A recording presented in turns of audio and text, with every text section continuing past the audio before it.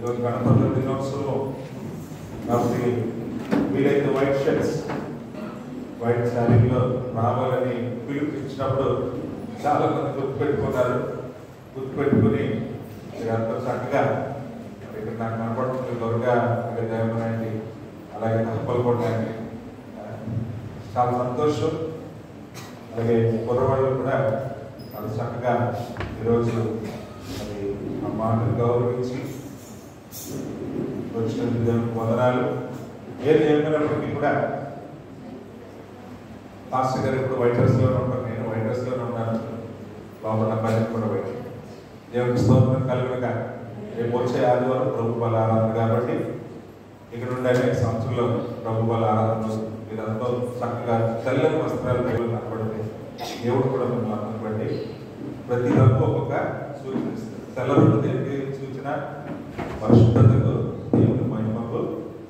కాబట్టి ఒకవేళ మీ మనస్సులను ఆ రీతిగా బలపరుచుకుని ప్రభు వల్ల ప్రతి నెల మొదటి వారు మీరు చక్కని వైట్ వస్తువులో రాగలిగితే అది సిల్క్ అవ్వచ్చు, వర్ష అవ్వచ్చు, ఏదైనా అవ్వచ్చు, but it should be white colour. ఎంత ప్రభు దేవుడిగా ఉంటుందో ప్రాణం అంతా కూడా ఎంతో ఆనందమయంగా దేవుడికి మహిమకరంగా ఉంటుంది. ఈ విషయాన్ని జ్ఞాపకంలో ఉంచుకోండి. అలవాటు స్టార్ట్ అవ్వలేదు కాబట్టి నెమ్మదిగా అలవాటు చేసుకోండి. అయినప్పటికీ నా మాటని గౌరవించి మరి చక్కగా వచ్చినట్టు మీ అందరికీ కూడా వందనాలు. మరొకసారి 76వ సంవత్సర గణతంత్ర దినోత్సవ శుభాకాంక్షలు మీ అందరికీ కూడా నేను తెలియజేస్తా ఉన్నాను. దేవుని స్తోత్రం చెప్తాం. హల్లెలూయా. ప్రియమైన పిల్లలారా,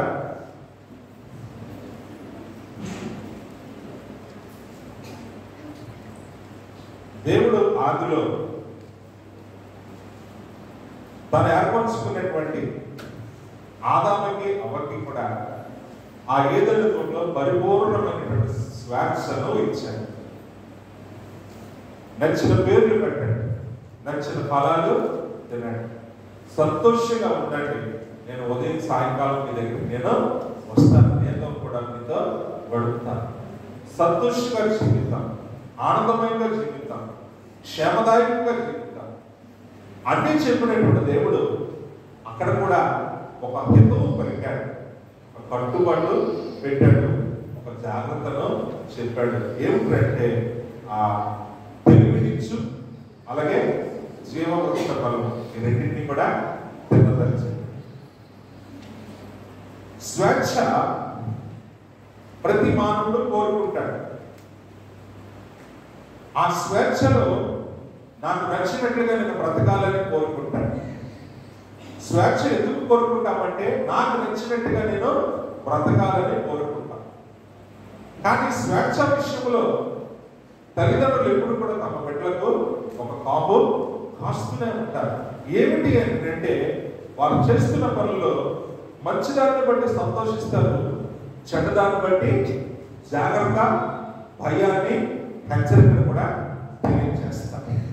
కాబట్టి స్వేచ్ఛ కోరుకున్నాం, కానీ ఆ స్వేచ్ఛ మానవ జీవితానికి క్షేమదాయకం అవ్వాలి, ఆశీర్వాదదాయకం అవ్వాలి. అది ఆ మనిషికి ఒక చక్కని అభివృద్ధిని ఇవ్వాలి. అటువంటి స్వేచ్ఛ, అది కూడా చక్కని నడవడికలో వెళ్ళినటువంటి స్వేచ్ఛ ఆ మనిషికి ఒక చక్కని గుర్తింపును, తన జీవితంలో ఒక తృప్తిని, అలాగే తన ద్వారా జరిగినటువంటి కార్యాలను బట్టి ఒక సార్థకతను కూడా తెచ్చిపెడతా ఉంది. దేవునికి స్తోత్రం కలుగును గాక. కాబట్టి ప్రతి మనిషి కూడా స్వేచ్ఛను కోరుకుంటాడు. ఈ రోజు మనం 76వ సంవత్సరం గణతంత్ర దినోత్సవాన్ని జరుపుకుంటున్నాము. ఈ గణతంత్ర దినోత్సవంలో గణతంత్ర రాజ్యముగా పరిపూర్ణమైన గణతంత్ర రాజ్యంగా డిక్లేర్ చేయబడినటువంటి ఆ 1950వ సంవత్సరం జనవరి 26వ తారీఖున ఒక స్లోగన్ను బయటికి తీసుకుని వచ్చారు. గణతంత్ర రాజ్యం అనగా స్వేచ్ఛ, రెండోది ఏమిటి సమానత్వము, మూడవది ఏమిటి సౌభ్రాతృత్వం. కాబట్టి గణతంత్ర రాజ్యంలో ఉన్నటువంటి చక్కని 3 స్లోగన్స్ ఏమిటంటే మనుషులందరూ కూడా భారతదేశంలో స్వేచ్ఛగానే జీవించారు. అలాగే కుల మత భేదాలు, గొప్ప చిన్న భేదాలు లేకుండా అందరూ కూడా సమానతత్వం, దాన్నే మనం ఎంత చక్కగా మరి పురుషోత్తం చౌదరి గారు రాసిన పాట సమానతత్వము సహోదరత్వం కలిగి మనము జీవించాలని ఎంత చక్కని పాట రాశారు. అటువంటి గొప్ప అవకాశాన్ని కూడా భారతదేశ ప్రజలు కలిగి ఉన్నారు. అంతేకాదు దేశం యొక్క అభ్యున్నత కొరకు, అలాగే దేశం యొక్క క్షేమము కొరకు, అలాగే దేశం యొక్క గౌరవాన్ని కూడా కాపాడేటటువంటి బాధ్యత కూడా మనమే కలిగి ఉన్నాము అని సౌభ్రాతృత్వాన్ని కూడా ప్రకటించినటువంటి మరి భారతదేశము ప్రజాస్వామ్యం, లౌకిక ప్రజాస్వామ్య గణతంత్ర రాజ్యముగా మరి 1950 సంవత్సరం జనవరి 26 తారీఖున మరి డాక్టర్ అంబేద్కర్ గారి యొక్క మరి రాజ్యాంగ కమిటీ అధ్యక్షుడిగా ఆయన యొక్క సారథ్యంలో ఆ రోజు నుంచి మరి భారతదేశం రాజ్యాంగం యొక్క అమల్లోకి వచ్చింది. కాబట్టి ఏ ఒక్కరికి కూడా అన్యాయం జరగకూడదు, ఏ ఒక్కరు కూడా మూలన ఉండకూడదు, అందరూ కూడా చల్లగా ఉండాలి, అందరూ కూడా సంతోషంగా ఉండాలి. కాబట్టి ప్రజాస్వామ్య రాష్ట్రంగా ఉండడమే కాదు, దానికి ఒక నినాదం తీసుకొచ్చేది ఏమిటంటే ఏంటి తీసుకొచ్చారు? ప్రజల కొరకు, ప్రజల ద్వారా, ప్రజలచే పరిపాలించబడేటువంటి రాజ్యం. గణతంత్ర దినోత్సవం ఉదయకాలంగా యూట్యూబ్ లో చూస్తూ ఉంటే ఈ రోజు ప్రత్యేకత ఏమిటో చెప్పండి, గణతంత్ర దినోత్సవం అంటే చెప్పండి అంటే చాలా మంది యవనస్తులు అమ్మాయిలు కూడా గణతంత్ర దినోత్సవం గురించి సరిగా చెప్పలేకపోతుంది. భారతదేశం యొక్క మరి క్షేమమును కూడా కోరుకోవాల్సినటువంటి పౌరులు కూడా గణతంత్ర దినోత్సవం ఏమిటి అంటే ప్రత్యేకత ఏమిటంటే చాలా మంది చెప్పలేకపోతుంది. కానీ పెద్దలు మనకు నేర్పించిన విషయాలు మనం చాలా జాగ్రత్తగా మనం గుర్తుపెట్టుకోవాలి. ప్రతి విషయంలో కూడా మనం బాధ్యత కలిగి ఉండాలి. దేవుడు చెప్పిన మాటలు వినాలి, రాజ్యాంగం మనకు ఇచ్చినటువంటి అధికారాలను కూడా కలిగి మనము కూడా మన దేశం యొక్క ఔన్నత్యాన్ని పెంచేటటువంటి బాధ్యతాపరులుగా మనం కూడా ఉండాలి. కాబట్టి ఈ యొక్క గణతంత్ర రాజ్యంగా దేవుడు మన భారతదేశాన్ని ఏ రీతిగా ఆశీర్వదించాడంటే ప్రజల ద్వారా, ప్రజలచే, ప్రజల కొరకు ఒక చక్కని నాయకులు ఎంచుకునేటటువంటి అవకాశాన్ని దేవుడు మనకి. అందుకనే ప్రతి 5 సంవత్సరాలకు మనం ఏం చేస్తున్నాము? ఓటు వేసి మనకు నచ్చినటువంటి నాయకులను మన దేశంలో ప్రభుత్వంగా ఏర్పాటు చేసుకుంటాం. హల్లెలూయా. కాబట్టి ఈ స్వేచ్ఛ మన జీవితానికి మేలు చేయాలి. ఆ మేలు మనకు ఎంతో క్షేమదాయకం అవ్వాలి, అది మనకు ఎంతో సంతోషాన్ని ఇవ్వాలి. ఆ సంతోషాన్ని మనం అనుభవించేటట్టుగా ఉండాలి. అటువంటి కృపలో మనం వెళ్ళాలి. కాబట్టి ఆనాడు ఏదైనా తోటలోనే ఆదాము అవ్వలకు ఈ తోటలో మీరు సంతోషంగా బ్రతకండి, బట్ వన్ థింగ్, అక్కడ మీరు ఏం చేయకూడదు, ఆ తిరిగిచ్చి జ్ఞానమిచ్చి ఫలవృక్షములే కానీ జీవవృక్ష ఫలములే కానీ మీరు ముట్టకూడదు. ముట్టిన దినాన్ని మీరు ఏమవుతారండి ఖచ్చితంగా. కాబట్టి రాజ్యాంగ విరుద్ధంగా రాజ్యాంగము మన దేశ ప్రజలకు ఏమి ఇచ్చిందండి? ప్రాథమిక హక్కులను ఇచ్చింది. 5 ప్రాథమిక హక్కులుగా మనం చెప్పుకుంటాం. కాబట్టి రాజ్యాంగ వ్యతిరేకంగా ఎవరైనా ప్రవర్తించారనుకోండి, వారు ఏ రీతిగా సంబోధిస్తారు ప్రభుత్వం వారు? రాజ్యాంగానికి వ్యతిరేకంగా మనం వెళ్ళామనుకోండి, ఏమని అదే దోషులు అంటే ఏంటి? దానికి ఒక పేరు ఉంది. ఆ పేరుని ఏమంటాం? దేశద్రోహి అని అంటాం.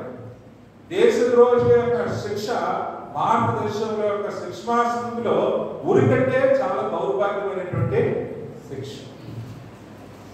దేశద్రోహి అని ముద్ర పడితే అది ఉరికాడు కంటే చాలా ప్రమాదకరమైనటువంటి శిక్ష. ఎందుకంటే దేశ క్షేమం కొరకు, దేశ గౌరవాన్ని కాపాడవలసిన వారే దేశం యొక్క నాశనాన్ని కోరుకుంటున్నారు. కాబట్టి వారు దేశద్రోహులుగా. కాబట్టి ఏదైనా తోటలోనే ఆదాము అవ్వలను చక్కగా ఉండండి, సంతోషంగా ఉండండి, ఈ ఏదైనా తోట అంతా ఉంది, కానీ ఆ 2 వృక్ష ఫలాల జోలికి మీరు వెళ్ళు తినమన ఏమవుతారండి? మీరు ఖచ్చితంగా మరణం అవుతారు. ఈరోజు మన జీవితంలో మన స్వేచ్ఛను మనము ఏ రీతిగా మరి నడిపించుకుంటున్నాం అన్న విషయాన్ని కూడా ఆలోచన కలిగి మనం ముందుకు వెళ్ళాలి. అందుకనే ఆ ఆలోచన కలిగి ఉండాలంటే ఆ ఆలోచన చెప్పేవారు కూడా ఉండాలి. ఆ ఆలోచన దాన్ని బట్టి మనం నడుచుకునే వారుగా ఉండగలుగుతాం. కాబట్టి మన భారతదేశానికి ఆ డ్రాఫ్ట్ కమిటీ అనేటువంటి ఒక కమిటీని ఏర్పాటు చేసి అది 1947 ఆగస్టు 29వ తారీఖున, ఆగస్టు 15 స్వాతంత్రం వచ్చిన తర్వాత ఆగస్టు 29వ తారీఖున డ్రాఫ్ట్ కమిటీ అనగా రాజ్యాంగం యొక్క ఏర్పాటు విషయంలో ఒక కమిటీని ఏర్పాటు చేసి ఆ కమిటీకి అధ్యక్షుడిగా ఎవరిని పెట్టారండి? డాక్టర్ బాబాసాహెబ్ అంబేద్కర్ గారిని పెట్టి ఆయన సారథ్యంలో ఆ డ్రాఫ్ట్ కమిటీ యొక్క నడిపింపులో ఆయన నడిపింపులో ఆ రాజ్యాంగం యొక్క రూపకల్పన చేయడం జరిగింది. అది మన యొక్క ప్రభుత్వం వారు అంగీకరించి డాక్టర్ రాజేంద్ర ప్రసాద్ గారు మరి మొట్టమొదటి అధ్యక్షుడిగా ఆయన ఆమోద ముద్ర వేసి యావత్ భారతదేశం అంతా కూడా రాజ్యాంగం యొక్క అమలులోనికి 1950 జనవరి 26వ తారీఖున అది అమలులోకి వచ్చింది. దేవునికి స్తోత్రం కలుగును గాక. కాబట్టి ఏదైనా తోటలో ఆదామవలకు కూడా ఒక కండిషన్ పెట్టాడు. అలాగే భారతదేశ ప్రజలకు కూడా మరి 1950 జనవరి 26వ తారీఖు నుండి ఎందులోకి వచ్చారు? అందరూ కూడా రాజ్యాంగబద్ధముగానే మీ జీవితాలు మీరు చక్కగా ప్రభుత్వం మీకు ఇచ్చిన అధికారాలను చక్కగా వినియోగించుకుంటూ దేశ క్షేమం కొరకు, దేశ ఔన్నత్యం కొరకు కూడా మీరు పాటుపడాలి, అందరూ కూడా సంతోషంగా ఉండాలి అని కోరుకునేటువంటి దినమై యొక్క గణతంత్రం. దేవునికి స్తోత్రం కలుగును గాక. కాబట్టి నా ప్రియమైన దేవులారా, ఈ రోజు దేవుని యొక్క హితము మనం ఒక చక్కని కట్టుబాటుగా మనం చూసుకుంటా ఉన్నాం.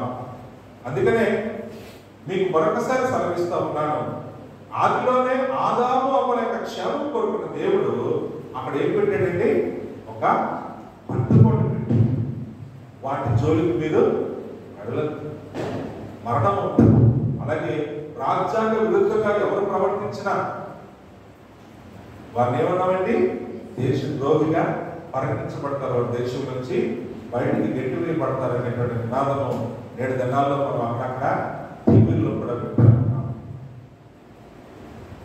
కాబట్టి ఈరోజు నా జీవితంలో ఒక మేలుకరమైనది, క్షేమకరమైనది, ఆశీర్వాదకరమైనది నీవు ఎంచాలి.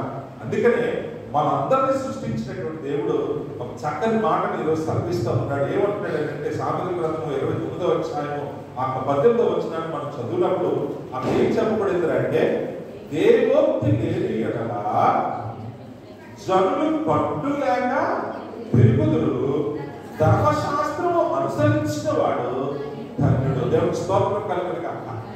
ఎలాగైతే భారతదేశంలో పుట్టినటువంటి ప్రతి భారత పౌరుడు రాజ్యాంగాన్ని గౌరవించబద్ధుడై ఉన్నాడు, అలాగే క్రీస్తునందు నిత్య జీవం కలదని నమ్మి బాప్తిసం తీసుకున్న ప్రతి ఒక్కరూ కూడా దేవుని మాటకు లోబడిన వారుగా ఉండాలన్న విషయాన్ని ఈ రోజు పరిశుద్ధ లేఖన గ్రంథమైనటువంటి పరిశుద్ధ గ్రంథము మనకు తేట కళ్ళపరుస్తాం. దేవుని స్తోత్రం కలుగును గాక.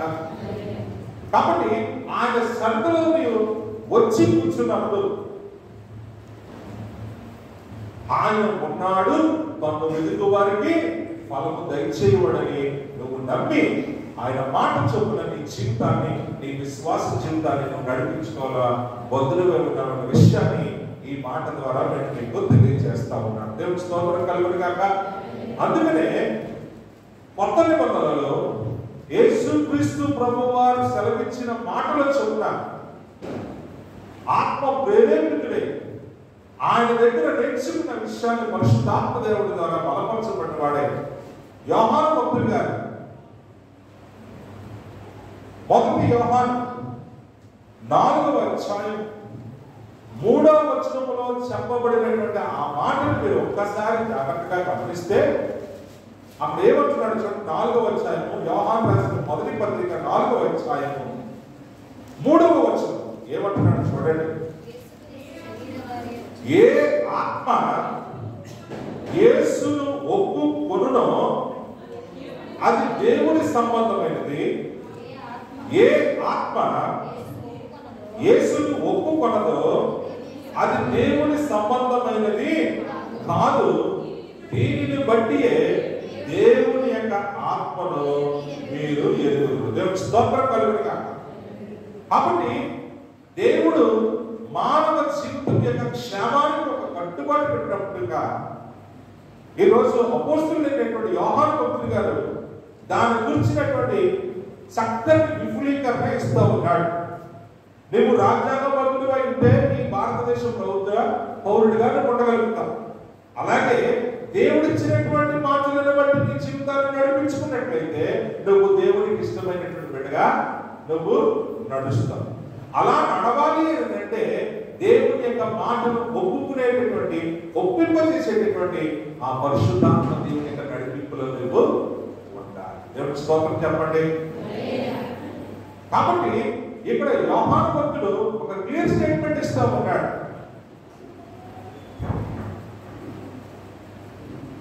యేసు ప్రభు వారు కూడా ఆయన దగ్గరికి వచ్చిన వారందరిలో కూడా చూస్తూ మీరందరూ పవిత్రులే కానీ మీలో కొంతమంది పవిత్రులు కాదు అని కూడా స్పష్టంగా చెప్పేస్తుండేవాడు. దాన్ని బట్టి కూడా చాలా మంది ఆ రోజుల్లో మనసు ఇచ్చుకునేవారు.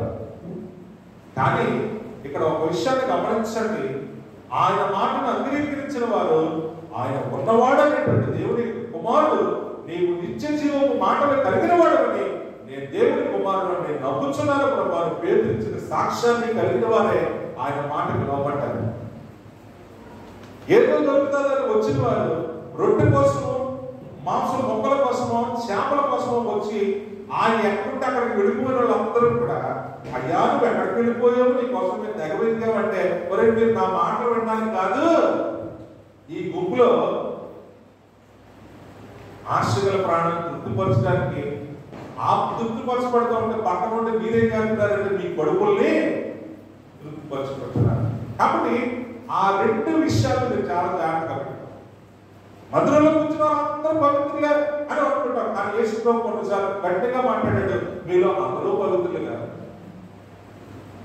అలాగే మధురానికి వచ్చినటువంటి మనం అందరం కూడా ఆయన నుండి ఏమి దొరుకుతుందో అని ఆశపడాలి. కానీ ఆ గుంపులో నేను కూడా చేరిపోయి ఏదో నా కడుపు నింపేసుకుంటాను అనుకునే వారుగా అసలు ఉండకూడదన్న విషయాన్ని కూడా జ్ఞాపకం చేసుకుంటాము. కాబట్టి ఈ రోజు ఆయన సన్నిధిలో ఉండి ఆయన ఆరాధిస్తున్నటువంటి నీవు ఇక్కడ ఒక విషయాన్ని ఆయన తేట తలపరుస్తున్నాడు. ఏమిటి తేట తలపరుస్తున్నాడంటే, యేసుక్రీస్తు శరీరధారి అయి వచ్చినని ఏ ఆత్మ ఒప్పుకొనునో అది దేవుని సంబంధమైనది. అంటే ఆయన దేవుని కుమారుడు, ఆయన క్రీస్తు అని నువ్వు నమ్మినప్పుడే నువ్వు రక్షణ కొరకుడు. అప్పుడే నువ్వు బాప్తిసం తీసుకోగలుగుతావు. అప్పుడే నువ్వు దేవుని కొరకు సాక్షిగా జీవించగలుగుతావు. నువ్వు దేవుని కొరకు నమ్మకంగా జీవించగలుగుతావు. దేవుని చేత నువ్వు బహుగా ఆశీర్వదింపబడతావు. దేవుని స్తోత్రం కలుగును గాక. కానీ ఆయన ఎదుగు వచ్చినటువంటి నీవు కూడా అల్ప విశ్వాసంతో నీ స్వార్థాన్ని, నీ శరీరాశలను నువ్వు ప్రేమించుకుంటూ ఆయన యొక్క వాక్యాన్ని ఒకవేళ నువ్వు హేళన చేసిన వాడుగా నువ్వు ఉన్నట్లయితే వాడు దేవుని రాజ్యంలో ప్రవేశించలేదు. కాబట్టి దేవుడు ఈరోజు నీకు నాకు కూడా చక్కని హితవు పలికేటటువంటి ఆయన పరిశుద్ధ గ్రంథాన్ని నా చేతుల్లో పెట్టి, సొలొమోను భక్తుడు గారు రాసినటువంటి సామెతల గ్రంథంలో ఎంత అద్భుతమైనటువంటి మాట ఈ 29వ అధ్యాయం 19వ వచనం అంటాడు, దేవోక్తి లేకపోతే జనులకు కట్టు లేదు, ధర్మశాస్త్రమును నువ్వు అనుసరించి నడుచుకుంటే నీవే ధన్యుడవు. హల్లెలూయా. కాబట్టి ఈ రోజు అదే విషయాన్ని నూతన నిబంధనలో యోహాను భక్తుడు గారితో పాటు అపోస్తలుడైన పౌలు గారు కూడా ఆ రోమీయులకు రాసిన పత్రిక 8వ అధ్యాయంలో ఎంత చక్కని మాట ఆ మొదటి వచనం నుండి ఆ 10వ వచనం వరకు కూడా చదువుతా ఉన్నప్పుడు, 10వ వచనమే కాదు దరిదాపుగా ఆ 17వ వచనం వరకు కూడా ఆయన తన బిడ్డల గురించి, ఎవరు తన బిడ్డలు, అక్కడ కూడా ఒక కండిషన్ ఉంది. ఏమిటా కండిషన్ అని మీరు ఇక్కడ జాగ్రత్తగా చూస్తే చూడండి ఎంత చక్కని మాట ఇక్కడ చదివిస్తూ ఉన్నాడు. చూడండి ఏమంటాడు 9వ వచనం, దేవుని యొక్క ఆత్మ మీలో నివసించుచున్న ఎడల మీరు ఆత్మ స్వభావము గలవారే గాని శరీర స్వభావము గలవారు కాదు. ఎవడైనా క్రీస్తు ఆత్మ లేనివాడైతే వాడు ఆయన వాడు.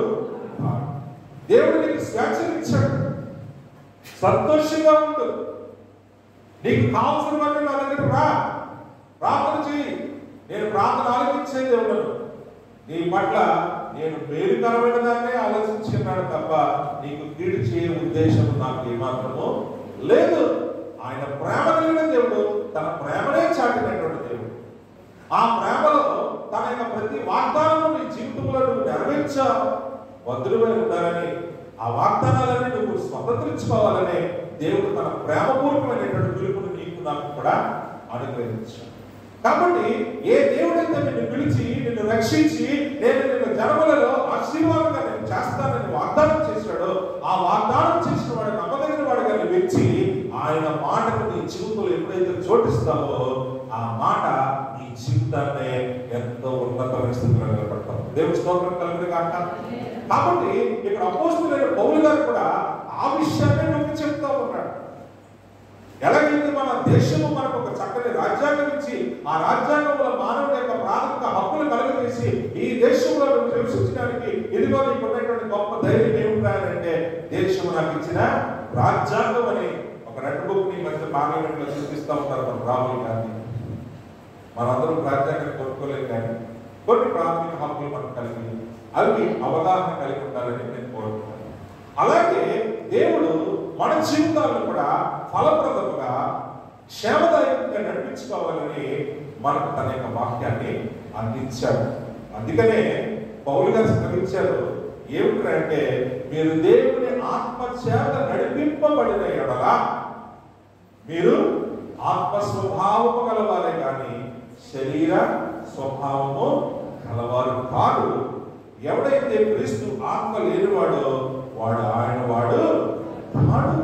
కాబట్టి ఈరోజు నా జీవితాలు ప్రభువులో ఆశీర్వాదకరంగా నడిపించుకోవాలని నువ్వు ఆశపడినట్లయితే దేవుని ఆత్మచేతను నింపబడిన వాడవై, అలాగే అక్కడ మీరు చాలా జాగ్రత్తగా మీరు గమనించినట్లయితే మత్తయి సువార్తలో యేసుక్రీస్తు వారు తను ప్రకటించినటువంటి దేవుని రాజ్యం యొక్క సువార్త విషయంలో కూడా ఆయన నీకు నాకు హెచ్చరించినటువంటి ప్రథమ కర్తవ్యం ఏమిటి అని మీరు చూసినట్లయితే మత్తయి సువార్త 6వ అధ్యాయము 33వ వచనములో చాలా స్పష్టంగా ఆయన మాట్లాడుతూ ఉన్నాడు. ఏమిటంటే, మీరు ఈ లోకాశం తీర్చుకోవడంలోనే బిజీగా ఉంటే చాలా ప్రమాదం బ్రదరు.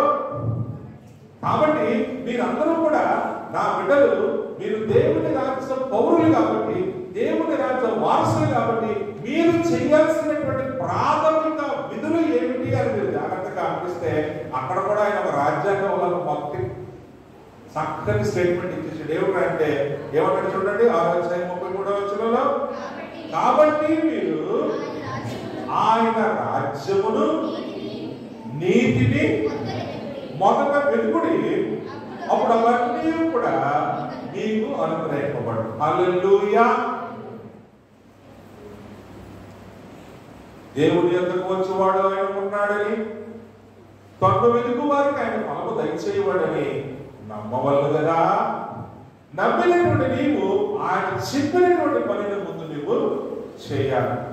అందుకని యేసు ప్రభు వారు తన యొక్క సువార్త ప్రకటనలో ఆయన ప్రకటించిన ఆ దేవుని రాజ్య సువార్తలో మొట్టమొదటి ఆయన ఇచ్చినటువంటి ప్రాథమిక హక్కులు ఏంటంటే ఆయన నీతిని, ఆయన రాజ్యం. ఆయన రాజ్యం అంటే నా యేసు రాజ్యము అందమైన రాజ్యము, అందులో నేను నివసింతును. ఆకలి దప్పికలు లేని రాజ్యము, అవినీతి అన్యాయము అక్రమాలు లేనటువంటి రాజ్యము. మా మేనమామ గారు పలుకుర్తి ధర్మాచారి గారు, మా నాన్నగారు అక్క శాంతమ్మ గారి యొక్క మాస్టర్ గారు రాసినటువంటి మాట ఈరోజు ఆంధ్ర తెలంగాణలో అనేక మంది మాట పాడుతూ యూట్యూబ్ లో వింటున్నప్పుడు నేను ఎంతగా సంతోషిస్తున్నాను. దేవుడి స్తోత్రం కలుగును గాక. అపార కృప అన్న పాట, ఈ నా యేసు రాజ్యం అన్న పాట, కాబట్టి మా నవీన్ గారు పాడినటువంటి పాట సెలబ్రేషన్ లో, ఈ పాటలు మొత్తం ఆంధ్ర తెలంగాణలో ఇంకా మారుమవుతూ ఉన్నాయి. అందులో దేవుడి రాజ్యం గురించి మా మామయ్య గారు ధర్మశేఖర్ గారు రాసిన ఈ పాట కూడా ఎంతో గొప్ప ప్రాచుర్యం పొందుతూ ఉంది. ఆ రాజ్యంలో ఏముందంటే నీతి, న్యాయము, క్షేమము, నెమ్మది, సమాధానము. దేవుడే తన వెలుగును దాని మీద ప్రకాశింపజేస్తూ ఆ వెలుగులో మనము మరచి ఆకలి దప్పులు లేనటువంటి రాజ్యంలో మనము ఆయన సేవించేటటువంటి వారంగా ఉన్నామని ఆ పరలోక రాజ్యం యొక్క వైభవాన్ని కూడా ఆయన తెలియజేస్తూ ఉంటాడుగా, అయ్యలారా ఈ లోకంలో మీరు మీ శరీరాన్ని పోషించబడాలని చుట్టూ పరిగెడితే మీ ఆత్మ నశింప చేయగలిగిన ఆ శక్తి గల దేవుడు కూడా మీరు భయపడకపోతే ఎలారా బాబు? కాబట్టి జాగ్రత్త, మీ జీవితములను భూమి మీదను తరువాత మీ మరణ పర్యంతము కూడా మీరు సంతోషంగా జీవించే ఆ దేవుని రాజ్యాన్ని కూడా మీరు స్వతంత్రించుకునేవారుగా ఉండాలని కూడా దేవుడు కోరుకుంటూ క్రీస్తు ద్వారా నీకు నాకు ఇచ్చినటువంటి గొప్ప హితం ఏమిటి అంటే మనం ఆయన నీతిని ఆయన రాజ్యమును మనం వెతుకువారిగా ఉండాలి. దేవుని స్తోత్రం కలుగును గాక. అది దేవుడి దేవుడు నీకు ఇచ్చినటువంటి ఒక బలమైనటువంటి రాజ్యాంగము, అదే దేవుడి యొక్క ధర్మశాస్త్రము, ఆయన యొక్క అభిమతము, ఆయన మనసులో ఆయన ఈ పట్ల నా పట్ల ఏమి కోరుకున్నాడో తన భక్తుల ద్వారా ఆత్మ ప్రేరణతో రాయించి ఈ రోజు నీవు నేను ఆయన యొక్క వాక్యాన్ని జాగ్రత్తగా చదువుకుంటూ మన జీవితములను ఆయన ఆత్మ నడిపింపులో చక్కగా నడిపిస్తూ దేవుడు ఇచ్చినటువంటి స్వాతంత్రాన్ని కూడా మనం ఎంతో అద్భుతంగా అనుభవించేటటువంటి గొప్ప కృప దేవాది దేవుడు మనందరికీ కూడా క్రీస్తు ద్వారా అనుగ్రహించాడు. దేవుడి స్తోత్రం కలుగును గాక. కాబట్టి పరిశుద్ధ లేఖన గ్రంథముల్లో దేవుడు మనకి ఇచ్చినటువంటి స్వాతంత్రాన్ని కూడా ఎంతో చక్కగానే నడిపించుకోమని కోరుకుంటా ఉన్నాడు. అందుకనే యెషయా భక్తుడు గారు 56వ అధ్యాయం 1వ వచనాన్ని మీరు చదివినట్లయితే అక్కడ ఆయన ఇస్తున్నటువంటి ఒక చక్కని మరి హితము ఏమిటి అని మనం జాగ్రత్తగా చూసినట్లయితే చూడండి ఏమంటున్నాడో, భారతదేశం ఎలాగైతే భారతదేశంలో పుట్టినటువంటి మనకు పౌరసత్వాన్ని ఇస్తా ఉందో అలాగే దేవుని రాజ్య వారసులుగా మనమందరం కూడా తీర్చిదిద్దబడటకు కూడా ఆయన ఇస్తున్నటువంటి ఆ పిలుపును కూడా మనం ఒకసారి జ్ఞాపకం చేసుకుందాం. 56వ అధ్యాయము 1వ వచనాన్ని మనం చదువుకుందాం. యెహోవా ఇలాగ సెలవిచ్చుచున్నాడు, నా రక్షణ వచ్చుటకు సిద్ధముగా ఉన్నది, నా నీతి వెల్లడియడానికి సిద్ధముగా ఉన్నది, న్యాయ విధిని అనుసరించుడి, నీతిని అనుసరించి నడుచుకునుడి. దేవుడికి స్తోత్రం కలుగును గాక. ఎలాగైతే మనం భారతదేశ రాజ్యాంగము మనకు ప్రాథమిక హక్కులను అనుగ్రహించిందో ఆయన రక్షణకు పాత్రులుగా ఎంచబడినటువంటి మనందరికీ కూడా దేవుడు ఏమి కోరుకుంటున్నాడు అంటే నా నీతిని నా న్యాయ విధులను మీరు ఏం చేయమంటారండి? అనుసరించి నడుచుకోండి. ఇది మీకు క్షేమదాయకమని ఆయన కోరుకుంటా ఉన్నాడు. దేవుడికి స్తోత్రం కలుగును గాక. కానీ మన జీవితాలను మనం ఎలా వేసేసుకుంటున్నాం? ఆయన మాటలు, ఆయన నీతిని బట్టి, ఆయన న్యాయాన్ని బట్టి మన జీవితాలను మనం నడిపించుకుంటున్నామా? లేదు. ఈ లోకం వైపు చూస్తూ ఉన్నాము. లోకాశల్లోని లోక మాయల్లో పడిపోయి మన జీవితాన్ని మనం ఏం చేసుకుంటామండి? మనమే దేవుని మాటకు నడుచుకుని పెట్టి మన జీవితాన్ని మన చేతుల్లో తీసుకుని మనమే మన జీవితాన్ని తప్పుడు త్రోవల్లో నడిపించుకున్న వారుగా మిగిలిపోతూ ఆఖరికి ఏం సాధించాడు అంటే సాధించింది ఏమీ లేదన్నట్టుగా అతని యొక్క జీవితము ఎందుకు పనికిరానటువంటి ఏమి సాధించినటువంటి అసలు ఎవరు కూడా గుర్తు చేసుకోలేనటువంటి జీవితంగా ఈ భూమి మీద మనము ముగించేస్తున్నాం. అందుకనే ఈరోజు దేవుడు తన ప్రేమను, తన యొక్క శక్తిని, తన సార్వభౌమత్వాన్ని మనందరి పట్ల కనపరుస్తూ ఉంటుండగా ఆనాడు ఏ ఐగుప్తులోంచి దేవుడు వారిని అద్భుతాలు చేసి వారిని అరణ్యంలో నడిపించాడో ఆ అరణ్యంలో కూడా వారు దేవుని మీద దేవుని మాటకు తిరుగుబాటు చేయటం వల్ల ఏమైపోయిందో తెలుసా? ఇశ్రాయేలు ప్రజలు ఆఖరికి దేవుడు ఏమన్నాడంటే మీరు నా మాట వినకుండా నా మీదే తిరుగుబాటు చేశారు కాబట్టి మీరు నా విశ్రాంతిలోకి ప్రవేశించారు. ఎందుకు? దేవుడు ఇచ్చిన ధర్మశాస్త్రాన్ని కూడా వారు వీరిని వారుగా వెళ్ళిపోతారు. ఈరోజు భారతదేశంలో మనం ఆ రాజ్యాంగం ఇచ్చిన పరిధిలో మనం నివసించకపోతే మన మీద ఏం పెడతారండి? దేశద్రోహి అని కేసులు. అలాగే దేవుని రాజ్య వారసుడిగా నువ్వు దేవుని యొక్క మాట చొప్పున నీ జీవితాన్ని నువ్వు నడిపించుకోకపోతే ఏ దేవాది దేవుడైతే నీవు నాతో కూడా పరదేశంలో ఉంటావు అని ఆనాడు ఆ కుడివైపు ఎడవైపు అమృతం మాట్లాడాడు. ఆ కృప ఈరోజు నీవు నేను పోగొట్టుకుంటే మనకన్నా దౌర్భాగ్యం ఇంకొకరు ఎవరైనా ఉంటారా? ఒకసారి మనం ఆలోచన చేయాలి. అందుకనే అటువంటి పరిస్థితి ఆ 59వ అధ్యాయంలో ఆ 2 వచనాలను నేను మీకు చూపించాలని ఆశపడుతూ ఉన్నాను. 8వ వచనము 9వ వచనం చదువుకున్నప్పుడు అక్కడ ఏమంటుందో చూడండి. శాంతవర్తనములు వారి ఎదురు, వారి కనబడులలో న్యాయము కనబడదు. వారు తమ కొరకు వంకర త్రోవలు కల్పించుకొనుచున్నారు. వాటిలో నడుచువాడు ఎవడును శాంతి నందుడు. కావున న్యాయం మాకు దూరముగా ఉన్నది, నీతి మమ్మల్ని కలిసిపట్టలేదు. వెలుగు కొరకు మేము కనిపెట్టుచున్నాము కానీ చీకటియే ప్రార్థించును. ప్రకాశము కొరకు ఎదురు చూస్తున్నాము కానీ అంధకారములో నడుచుచున్నాము. గోడ కొరకు గుడ్డివారి వలె కడుగులాడుచున్నాము. కన్నులు లేని వారి వలె కడుగులాడుచున్నాము. సంధ్య చీకటి ఎందువల్లే మధ్యాహ్న కాలమున కాలు జారి పడుచున్నాము. బాగుగా బ్రతుకుచున్న వారిలో నుండి చచ్చిన వారి వలె. చూడండి, మన మనసును మనం మోసం చేసుకుని మాయలో చిక్కుకొని మన జీవితాన్ని మనము ఒక్క త్రోవలో నడిపించుకున్నప్పుడు సంధ్యా చీకటి వలె ఆఖరి మధ్యాహ్నం అనే సరే అది చీకటిగానే మనకు మారిపోతుంది. అందుకనే తప్పిపోయిన కుమారుడు యొక్క కథను దేవుడు మనకు ఒక దృష్టాంతంగా, తండ్రి ఇచ్చినటువంటి చక్కని పెంపకాన్ని, తండ్రి ఇచ్చినటువంటి చక్కని పోషణను, తండ్రి నేర్పినటువంటి చక్కని విద్యా బుద్ధులను కూడా ఏమాత్రము కూడా లెక్క చేయకుండా నీతో నాకు పని లేదు అని తన భాగాన్ని ఇచ్చుకుపోయాడు. తన చెడు స్నేహాన్ని పట్టుకొని తండ్రి నేర్పిన పాటలన్నీ కూడా మర్చిపోయి స్నేహంలో పడిపోయి మాయలో పడిపోయి తన జీవితాన్ని నాశనం చేసుకుని ఆఖరికి భక్తులు కూడా తన పొట్టును తినడానికి అవకాశం ఇవ్వలేనటువంటి దయనీయమైనటువంటి స్థితిలోకి పడిపోయినటువంటి ఆ తప్పిపోయిన కుమారుడు. దేవుని స్తోత్రం కలుగును కాక. ఉన్న పొట్టు కావాల్సినంత ఎత్తడా యజమాని వేసిందంతా ఆ భక్తులకు సరిపోతా. మరి అవే వేసిన పొట్టుకి అంత కొట్టుకుంటే ఆ మధ్యలో వీడు కూడా వెళ్ళి నేను పొట్టు తింటానంటే వాడు ఊరుకుంటాయా? మాకిచ్చిందే చాలు, మధ్యలో నీకెక్కడ పడతామని అంటే అక్కడ పరిస్థితి ఏమిటి? అల్టిమేట్ గా ఒక్క మాట నిక్కచ్చిగా మనం మాట్లాడుకుంటే పంది కంటే హీనమైపోయిందా నా బతుకు అని అప్పుడు గుర్తు రాలేదు. ఆ తప్పు హల్లెలూయా. అప్పుడు గుర్తు చేసుకున్నాడు, నా తండ్రి ఎంత వైభవం. దేవుని స్తోత్రం.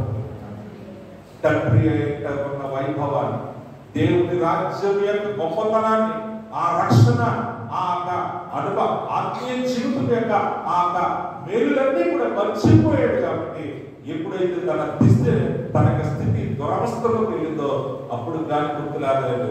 అయ్యో నా తండ్రి ఇంటను నేను పోగొట్టుకున్నాను. అందుకనే పరమభక్తులు మాసిలప్పన్ గారు ఎంత చక్కని పాట రాశారు.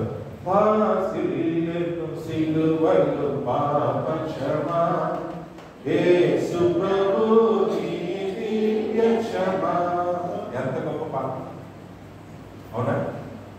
చాలా చక్కగా దేవుడు కరుణామయుడు కాబట్టి ఎప్పుడైతే తన స్థితిని ఒక్కసారి జ్ఞాపకం చేసుకుని నా తండ్రి ఇంట నివసించుటకు ఒక పనివాడిగానైనా నేను బతకడానికి ఇష్టపడతానని ఎప్పుడైతే తన దృష్టిని మాయలో విడిపించుకుని తిరిగి తండ్రి ఇంటి వైపు చూశాడో తండ్రి వైభవంలోనికి దేవుడు మళ్ళీ కనికరించి కాపాడు.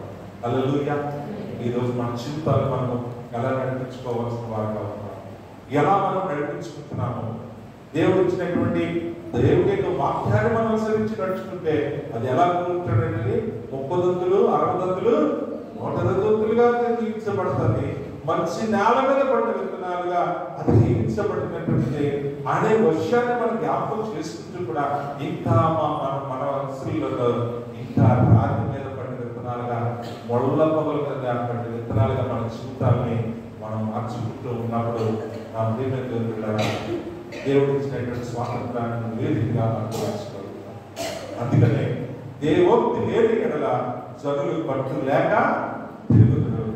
కానీ నువ్వు దేవుని యొక్క మాటను అనుసరించి నడుచుకుంటే నీకన్నా ధన్యుడు ఇంకొకరు లేరు అన్నటువంటి విషయాన్ని చిన్న లైన్లో 2 లైన్లో రాయబడినటువంటి ఆ మాటలో ఎంతో గొప్ప సత్యం ఉన్నదో ఒకసారి మీరు అందరూ కూడా అర్థం చేసుకోవాలని నేను కోరుకుంటున్నాను. కాబట్టి దేవాది దేవుడు తన మాట కొరకు కనిపెట్టుకున్న వాడి పట్ల ఆశ కలుగుతున్నాడు. వాటిని దీవించడానికి ఆయన ఎంతగానో ఆశపడి తన పనుల ఆకాశం నుండి భూమి మీద ఉన్న నరులను పరిశీలిస్తున్న విషయాన్ని చూసినప్పుడు ఎందుకురా అంటే అదే రోమాపత్రికలో భూమి మీద ఉన్నటువంటి పరిస్థితిని మరి రమోస్తులైన పౌలు గారి ద్వారా ఆయన బయలుపరుస్తూ నీతిమంతుడు ఒక్కడు లేడు, అందరూ కొద్దిగా త్రోవ తప్పిన వారిగానే మిగిలిపోయారు. కాబట్టి ఈ రోజు ఆయన యొక్క మాట, ఆయన యొక్క జీవపు మాటలను తన యొక్క జీవితంలో పరమావధిగా తీసుకుని తన ద్వారా దీవించబడి తన రాజ్యాన్ని స్వతంత్రించుకునే తన బిడ్డల కొరకు ఆయన ఆశ కలిగి ఉన్నాడు. హల్లెలూయా. అటువంటి స్వేచ్ఛను ఈరోజు నీకు నాకు ఆయన రక్షణ ద్వారా నీకు నా చేతుల్లో పెట్టాడు. ఈ రక్షణని నువ్వు ఏ రీతిగా నువ్వు నడిపించుకుంటున్నావు అనే విషయాన్ని జ్ఞాపకం చేయాలి. కొన్నిసార్లు ఇశ్రాయేలు ప్రజలను, యోధా ప్రజలను ఏ రీతిగా తిప్పాడు అనే విషయాన్ని నేను ఒకసారి జ్ఞాపకం చేస్తే ఈ మాట చదువుకుని మనం ముందుకు వెళ్దాం. ఈ నగ్న సత్యాన్ని కూడా మనం ఒకసారి గమనించాల్సిందే. మన జీవితంలో మన జీవితాలు ప్రభు యొక్క ఆత్మచేత నడిపింపబడుతుంది. దేవుని మాట ప్రకారం పట్టుకుంటున్న వారుగా ఉన్నామా లేదన్న విషయాన్ని ఒకసారి మనము జ్ఞాపకం చేసుకోవాలి. అందుకని ఇర్మియా గ్రంథము 3వ అధ్యాయము 2వ వచనాన్ని మీరు ఒక్కసారి చూసినట్లయితే అక్కడ ఇర్మియా భక్తుడు ఆ ఇశ్రాయేలు ప్రజల పరిస్థితిని జ్ఞాపకం చేస్తూ ఏమంటున్నాడో చూడండి. ఏమంటున్నాడు చూడండి. 1వ వచనం నుంచి చదువుకున్నాం. మరియు ఒకడు అమ్మ తీసారా అందరూ చదువు చూసుకోండి.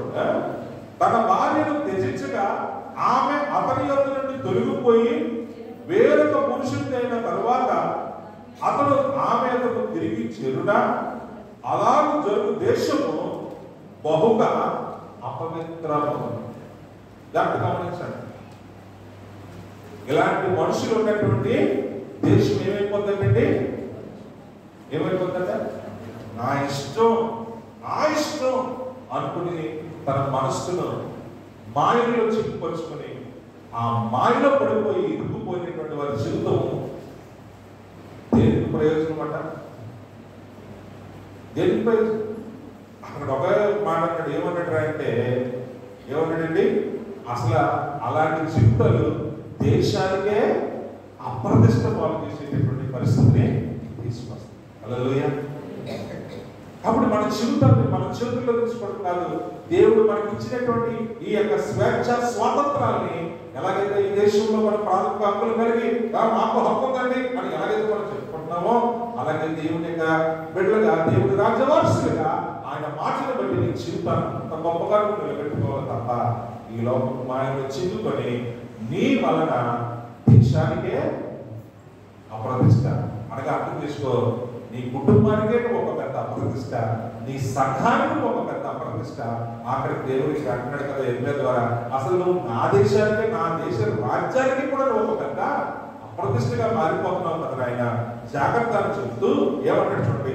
నీవు అనేకులైన విటకాటలతో వ్యభిచారం చేసినను నా యొద్దకు తిరిగి రమ్మని యెహోవా సెలవిచ్చుచున్నాడు. హల్లెలూయా.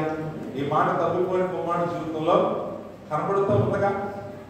దేవుడి యొక్క ప్రేమ ఆ తప్పిపోయిన కుమారుడు ఎలాగైతే పొందుకున్నాడో ఇర్మియా భక్తుల ద్వారా కూడా దేవుడు తన ప్రేమను మనం ప్రకటిస్తూనే ఉన్నాడు. నువ్వు అనేకమైనటువంటి విటకాటలతో వ్యభిచారం చేసినప్పటికీ కూడా నువ్వు తిరిగి మనకి నీ జీవితాన్ని నువ్వు మార్చుకో, నేను దీవిస్తాను.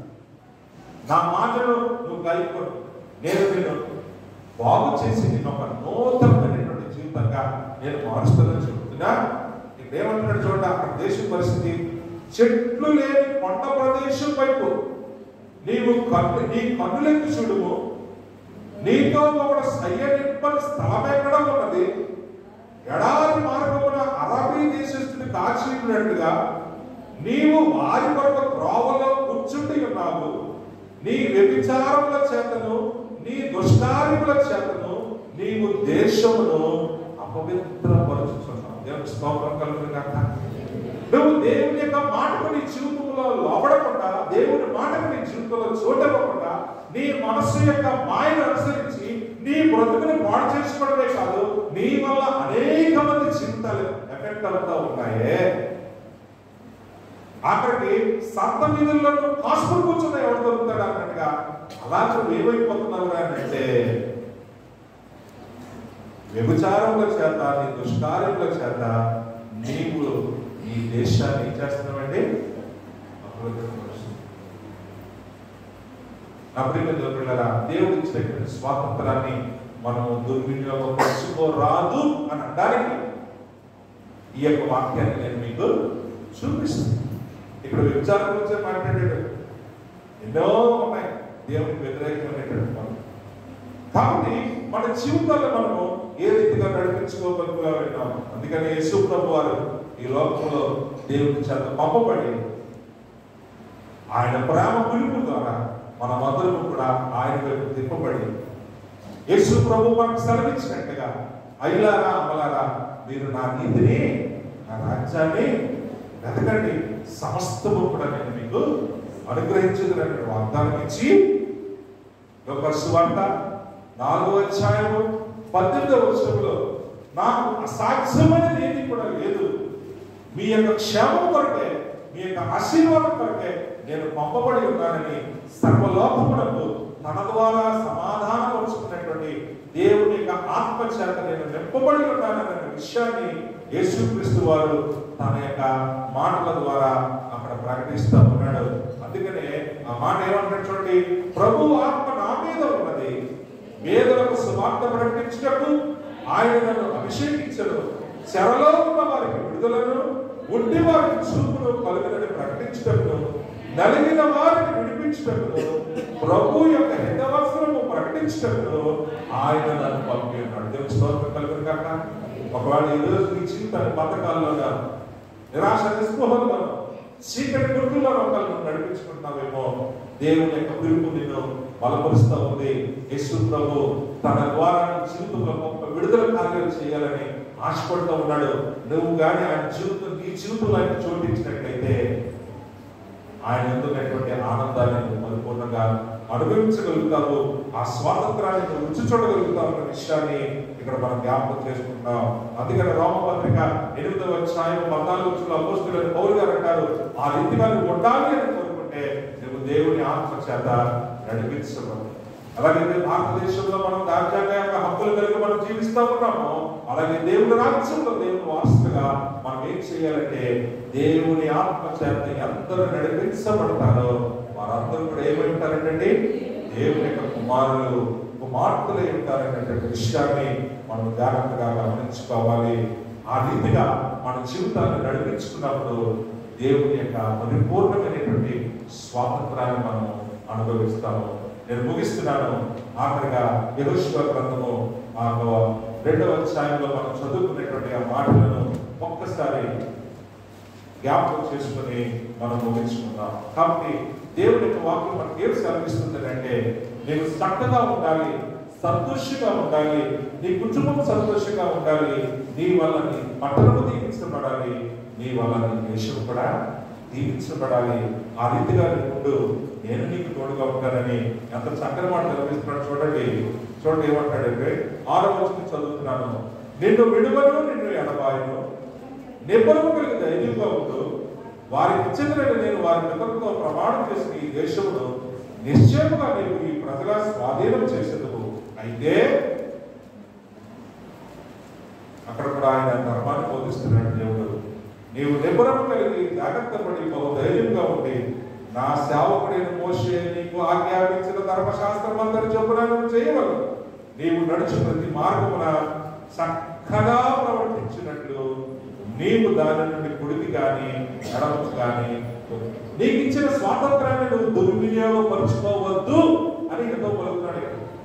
ఏమంటాడండి, నేను నీకు ఇచ్చినటువంటి స్వాతంత్రాన్ని నువ్వు దుర్వినియోగపరచుకో, చక్కగా నీ మార్గంలో ప్రవర్తించినట్టుగా నా ధర్మశాస్త్రం అంతటి చొప్పున నువ్వు నడుచుకో. ఈ ధర్మశాస్త్ర గ్రంథమును నీవు బోధింపగా తెలుపుకోకూడదు, నీవు చేయడమే కాదు నీ బిడ్డలకు కూడా నువ్వు చెప్పుకోవాలి. అలాగే దానిలో రాయబడిన వాటి అన్నింటి ప్రకారం చేయటకు నీవు జాగ్రత్త పడినట్లు దివారాత్రులు దాన్ని ధ్యానించిన నీ మార్గంలో వర్ధిల్ల చేసుకుని చక్కగా ప్రవర్తించదువు. నేను నీకు ఆజ్ఞయించున్నాను కదా, నిపుణము కలిగి ధైర్యంగా ఉండము, దిగులు పడకము, జడేకము.